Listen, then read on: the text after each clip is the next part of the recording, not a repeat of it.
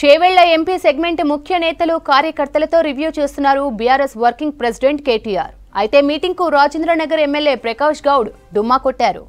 కొద్ది రోజుల క్రితం ప్రకాష్ గౌడ్ సీఎం రేవంత్ రెడ్డితో భేటీ అయ్యారు. దీంతో ఆయన కూడా పార్టీ మారుతారనే ప్రచారం జరుగుతోంది. చేవెళ్ల ఎంపీ సెగ్మెంట్ ముఖ్య నేతలు కార్యకర్తలతో రివ్యూ చేస్తున్నారు బీఆర్ఎస్ వర్కింగ్ ప్రెసిడెంట్ కేటీఆర్. అయితే మీటింగ్ కు రాజేంద్రనగర్ ఎమ్మెల్యే ప్రకాష్ గౌడ్ డుమ్మా కొట్టారు. కొద్ది రోజుల క్రితం ప్రకాష్ గౌడ్ సీఎం రేవంత్ రెడ్డితో భేటీ అయ్యారు.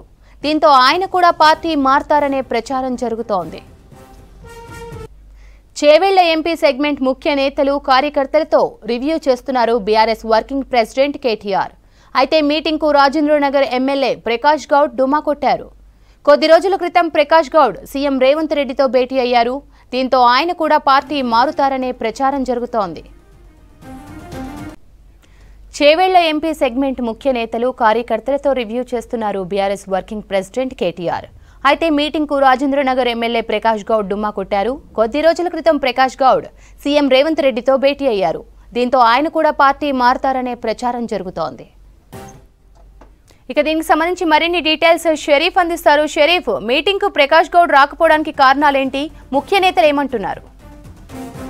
ప్రధానంగా బీఆర్ఎస్ లో అన్ని లోక్సభ స్థానాల పరిధిలో ఆయా నేతలతో పార్టీ సన్నాహక సమావేశాలు ఏర్పాటు చేస్తుంది బీఆర్ఎస్ పార్టీ. ఇందులో భాగంగానే చేవెళ్ల పార్లమెంట్ సెగ్మెంట్కి సంబంధించి ముఖ్య నేతలతో మాజీ ఎమ్మెల్యేలు, మంత్రులు వీళ్ళందరితో కూడా సన్నాహక సమావేశం ప్రస్తుతానికైతే పార్టీ భవన్లో నడుస్తోంది. పార్టీ వర్కింగ్ ప్రెసిడెంట్ కేటీఆర్ సమక్షంలోనే సమావేశం నడుస్తోంది. అయితే ప్రస్తుతానికైతే రాజేంద్రనగర్ ఎమ్మెల్యేగా ఉన్న ప్రకాష్ గౌడ్ మాత్రం గైర్హాజరయ్యారు. ఆయన దూరంగా ఉన్నారు. ఆయన హాజరుకు సంబంధించి కావచ్చు, ఆయన గైర్హాజరుకు సంబంధించి మాత్రం ఇంకా ఎలాంటి వివరణ కూడా బయటికి రానటువంటి పరిస్థితి అయితే మనకు కనిపిస్తోంది.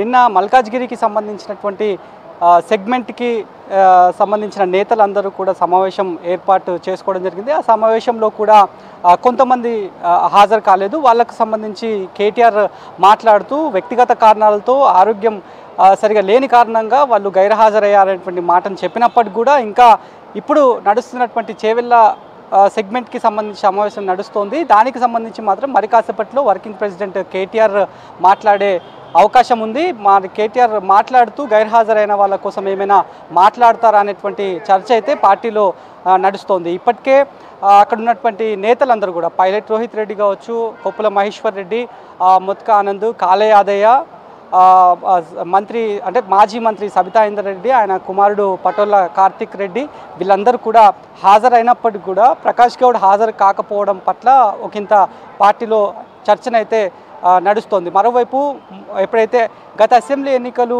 ఫలితాలు బయటికి వచ్చిన తర్వాత కూడా కాంగ్రెస్ పార్టీతో, అధికార పార్టీతో, మరొక బీజేపీతో చాలామంది ఎమ్మెల్యేలు, మాజీ ఎమ్మెల్యేలు, మంత్రులు, మాజీ మంత్రులు టచ్లో ఉన్నారనేటువంటి చర్చ జరిగింది.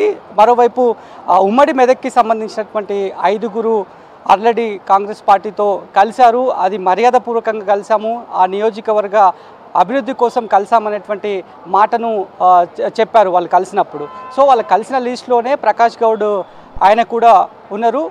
సో ఆయనకు సంబంధించి మాత్రం ఒకంత క్లారిటీ అయితే రావాల్సినటువంటి అవసరం ఉంది. మరోవైపు 2 రోజుల నుంచి పార్టీలో జరుగుతున్నటువంటి వేగంగా జరుగుతున్నటువంటి డెవలప్మెంట్కి సంబంధించి కూడా కేటీఆర్ ఇప్పుడు ఉద్దేశించి మాట్లాడతారనేటువంటి ఒక ఊహాగానాలు కూడా వినిపిస్తున్నాయి. ఎప్పుడైతే కడియం కావ్యకు సంబంధించినటువంటి ఎపిసోడ్ బయటికి వచ్చిందో వచ్చినటువంటి ఆ లెటర్కి సంబంధించి కూడా ఆయన ఇవాళ ఎక్స్లో ఇండైరెక్ట్గానే కామెంట్ చేయడం జరిగింది. సో ప్రస్తుతానికైతే ఈ సమావేశానికి సంబంధించి మాత్రం కేటీఆర్ స్పీచ్ అయిపోయిన తర్వాత ఒక క్లారిటీ వచ్చే అవకాశం అయితే కనిపిస్తోంది.